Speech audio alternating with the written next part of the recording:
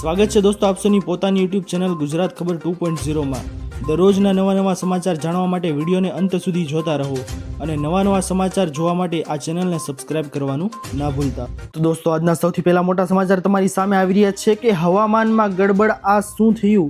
જી હા દોસ્તો, તમને જણાવી દે કે હવામાન નિષ્ણાંતોના મતે શિયાળો છે તે નરમ રહેવા પાછળ મુખ્ય બે કારણો છે। જે બે કારણોમાંનું સૌથી પહેલું કારણ આપસોની સામે આવી રહ્યું છે દોસ્તો કે અલ નીનોની અસર।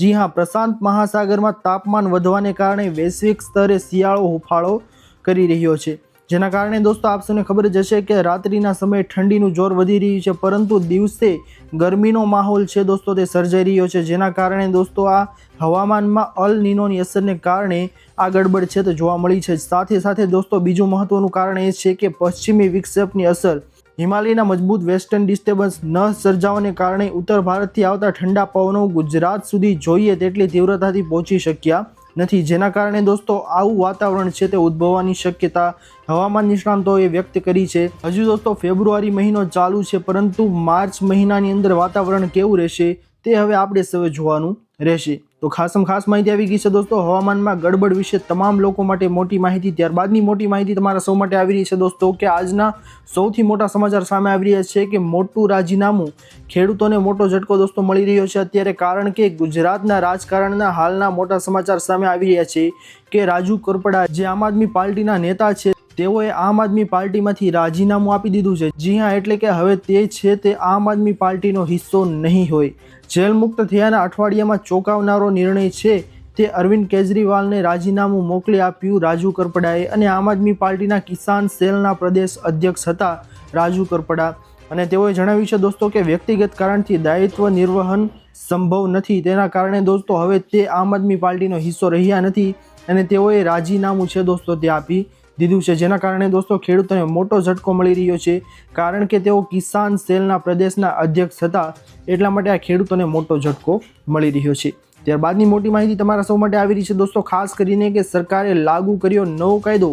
જી હા દોસ્તો, ખાસ માહિતી તમને જણાવી દે કે ભારત સરકારના કેન્દ્રીય ગૃહ મંત્રાલયે રાષ્ટ્રીય ગીત એટલે કે વંદે માતરમ છે તેના સન્માન અને તેની રજૂઆતને લઈને એક મોટો અને ઐતિહાસિક નિર્ણય છે તે લીધો છે। નવા પ્રોટોકોલ મુજબ હવે સત્તાવાર પ્રસંગોએ વંદે માતરમ છે એનું અંતરાવાળું અને 3 મિનિટ 10 સેકન્ડનું સંપૂર્ણ સંસ્કરણ છે તે વગાડવું અને ગાવું અનિવાર્ય કરવામાં આવ્યું છે। અત્યાર સુધી માત્ર રાષ્ટ્રગાન માટે જ કડક નિયમો હતા, પરંતુ હવે રાષ્ટ્રીય ગીત માટે પણ સ્પષ્ટ ગાઈડલાઈન છે દોસ્તો તે જાહેર કરવામાં આવી છે।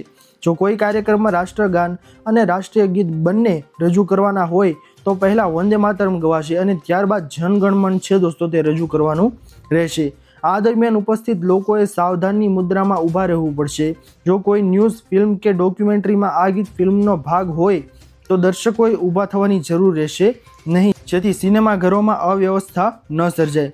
જેથી કરીને દોસ્તો આ મોટો કાયદો છે તે બનાવવામાં આવ્યો છે કે હવે જેવું માન છે તે રાષ્ટ્રગાનને આપવામાં આવતું હતું એટલે કે જનગણમનને આપવામાં આવતું હતું, તેવું જ માન હવે વંદે માતરમ ગીત છે દોસ્તો તેને આપવામાં આવશે, જેથી કરીને ખાસ કાયદો આ નવો લાગુ કરવામાં આવ્યો છે।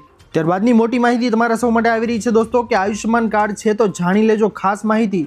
જી હા દોસ્તો, તમને ખાસ માહિતી જણાવી દઈએ કે આયુષ્યમાન કાર્ડ તમારે હોવા છતાં હોસ્પિટલમાં મફત સારવાર છે તે કરવામાં આનાકાની કરે તો તમે આ નંબર ઉપર ફરિયાદ કરી શકો છો। જી હા દોસ્તો, હોસ્પિટલમાં મફત સારવાર આપવાની તમને ના પાડે તો પછી તમે ટોલ ફ્રી નંબર અને પોર્ટલ દ્વારા તમારી ફરિયાદ છે તે નોંધાવી શકો છો। જે ટોલ ફ્રી નંબર છે દોસ્તો 14555, આ નંબર ઉપર તમે ફોન કરી અને તમે ફરિયાદ નોંધાવી શકો છો। જો જે લોકો તમને હોસ્પિટલમાં મફત સારવાર બાબતે હેરાન કરતા હોય અથવા તો ના પાડે તો તેવા લોકોની સામે તમે આ નંબર ઉપર ફરિયાદ કરી શકો છો, અથવા તો તેનું ઓફિશિયલ પોર્ટલ છે દોસ્તો તેની ઉપર તમે ફરિયાદ કરી શકો છો। યોજનાનો રાષ્ટ્રીય સ્તરે ટોલ ફ્રી નંબર છે જેના પર દેશના કોઈ પણ ખૂણામાં રહેતા નાગરિકો છે તે ફરિયાદ નોંધાવી શકે છે, જેથી કરીને ખાસ માહિતી આવી ગઈ છે દોસ્તો। ત્યારબાદની મોટી માહિતી તમારા સૌ માટે આવી રહી છે કે બધે લાગશે તાળા, ચેતી જજો દોસ્તો। જી હા દોસ્તો, તમને જણાવીએ કે ગુજરાત સહિત દેશભરમાં ફરી બેંક કર્મચારીઓ સહિત ટ્રેડ યુનિયનોને આગામી 12 ફેબ્રુઆરીએ હડતાળ પર જઈ રહ્યા છે। અલગ અલગ ટ્રેડ યુનિયનો હડતાળમાં ગુજરાતમાં 25,000 બેંક કર્મચારીઓ જોડાશે, જે બેંકોની હડતાળને પગલે ગુજરાતમાં 15,000 કરોડના વ્યવહારો ખોરવાય તેવી શક્યતા છે। 12મી ફેબ્રુઆરીએ હડતાળ પહેલા 11 ફેબ્રુઆરીએ આશ્રમ રોડ પર બેંક એમ્પ્લોય છે અને ટ્રેડ યુનિયનોની રેલી યોજવાનું વિરોધ પ્રદર્શન કરશે। જેથી કરીને ખાસ માહિતી આવી ગઈ છે દોસ્તો। તો સૌથી મોટી ત્યારબાદની માહિતી આવી રહી છે દોસ્તો આપની સામે કે ખેડૂતોની જમીનના કાર્ડ બનશે। જી હા દોસ્તો, તમને જણાવી દઈએ કે સીએમ ભૂપેન્દ્ર પટેલના દ્રઢ નેતૃત્વ હેઠળ કૃષિ ક્ષેત્ર સતત પ્રગતિ કરી રહ્યું છે। ખેડૂતોની આવક વધારીને તેમને સશક્ત બનાવવા માટે તેમજ કૃષિ પાકોની ઉત્પાદકતા વધારવા માટે રાજ્ય સરકારે અનેક ખેડૂતલક્ષી યોજનાઓ છે તે અમલ બનાવી છે। સ્વસ્થ ધરા ખેત હરાના મંત્ર સાથે લાગુ કરવામાં આવેલી સોઇલ હેલ્થ કાર્ડ છે દોસ્તો। તે યોજના હેઠળ આજ સુધીમાં ગુજરાતના 2.15 કરોડ ખેડૂતોને સોઇલ હેલ્થ કાર્ડ જારી કરવામાં આવ્યા છે। જેથી કરીને ખાસ માહિતી આવી ગઈ છે દોસ્તો તમામ ખેડૂતો માટે કે ખેડૂતોને જમીનના કાર્ડ બનશે, જેના થકી તેમને ઘણો બધો ફાયદો અને ઘણા બધા લાભ છે તે સરકાર દ્વારા આપવામાં આવશે।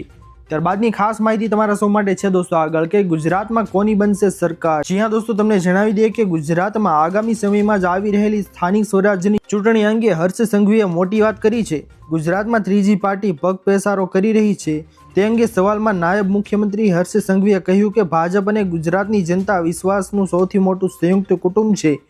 એ એક સિક્કાની બે પહેલું છે અને ભાજપના કાર્યકરો લોકો વચ્ચે રહીને રાત દિવસ કામ કરતા લોકો છે। પ્રત્યેક સમાજનો વિકાસ થયો છે। તમામ નાગરિકો અમારો પરિવાર છે અને ભાજપના કાર્યકરો ફક્ત ઇલેક્શન ટુરિઝમ માટે નથી નીકળ્યા, લોકોની વચ્ચે રહીને રાત દિવસ કામ કરે છે। અમદાવાદનો વિકાસ કરનારા કોણ નાગરિકો અને ભાજપ સાથે મળીને થયો છે અને તેમણે જણાવ્યું કે આગે આગે દેખો હોતા હૈ ક્યા। જેથી કરીને હર્ષ સંઘવીનું મોટું નિવેદન આવ્યું છે દોસ્તો સ્થાનિક સ્વરાજ્યની ચૂંટણી વિશે। ત્યારબાદની મોટી માહિતી છે તમારા સૌ માટે કે સરકારે યોજનામાં કર્યો ફેરફાર। જી હા દોસ્તો, સરકાર દ્વારા ચૂકવવામાં આવતી ગંગા સ્વરૂપ સહાયની પદ્ધતિને ફેબ્રુઆરી માસથી ફેરફાર કરવામાં આવ્યો છે। હવે આ સહાય અગાઉની જેમ પોસ્ટ ઓફિસની બચત ખાતા એટલે કે ચોપડીવાળા ખાતામાં જમા નહીં થાય, પરંતુ તેના બદલે લાભાર્થીના જે બેંક ખાતા સાથે આધાર કાર્ડ લિંક હશે તેવા જ ખાતામાં સીધી જમા કરવામાં આવશે। જેથી કરીને ખાસ માહિતી આવી ગઈ છે દોસ્તો કે જો તમે ગંગા સ્વરૂપ યોજનાનો લાભ ઉઠાવવા માંગતા હોય દોસ્તો તો હવે તમારે આધાર કાર્ડ સાથે તમારો મોબાઈલ નંબર છે તે લિંક હોવો જરૂરી છે અને બેંક ખાતું છે તે લિંક હોવું જરૂરી છે, જેથી કરીને તમને આ યોજનાનો લાભ છે તે મળવાપાત્ર થશે। તો દોસ્તો આ હતી આજની સૌથી મોટી અને મહત્વની તમામ ખેડૂતો તમામ લોકોને કામ લાગી શકે તેવી ખાસ માહિતી। આશા કરું છું દોસ્તો કે આપને આ માહિતીઓ છે તે પસંદ આવી હશે। જો પસંદ આવી હોય તો વિડીયોને લાઇક કરવાનું ભૂલતા નહીં। ચેનલ પર નવા આવ્યા હો તો અમારી ચેનલ ગુજરાત ખબર 2.0 ને સબસ્ક્રાઇબ કરી અને બાજુમાં આપેલા બેલ આઇકનને પણ પ્રેસ કરી દેજો, જેના લીધે ખાસ અને મહત્વપૂર્ણ માહિતી આપશોને આ ચેનલના માધ્યમથી મળતી રહે। દોસ્તો મળી આવ્યા પછીના વિડીયોમાં, ત્યાં સુધી જય હિન્દ અને વંદે માતરમ।